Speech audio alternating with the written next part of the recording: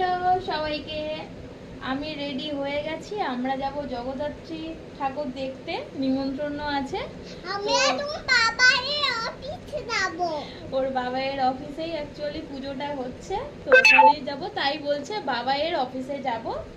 তো মেয়েকে রেডি করছি। আমি শাড়ি পরলাম না, কারণ রাত্রিবেলা শাড়ি পরবো, ওই জন্য একটা কুর্তি পরে নিয়েছি। আর এই আংশিমাকে রেডি করছি, ওকে জিন্স আর একটা শার্ট পরিয়ে দিচ্ছি, দিয়েই আমরা বেরিয়ে পড়বো একটা উবের বুক করে। আর আংশি আর আমি কেমন সাজলাম পুরো লুকটা দেখাচ্ছি, দাঁড়াও, ওয়েট করো। এই যে দেখো, আংশির এখন চুলটা বেঁধে দেব, কারণ চুল না বাঁধলে ও খুব বিরক্ত ফিল হয়, তাই চুলটা বেঁধেই দেবো। ছাড়া রাখলে এই ড্রেসের সাথে বেশি ভালো লাগে, তারপরে চুলটা বেঁধেই দিই। স্টপ।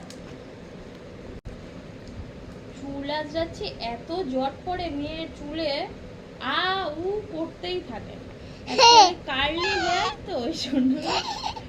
কাকু সবাইকে হাই করে দাও।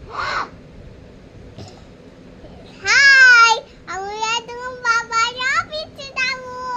কি মজা। চিন্তা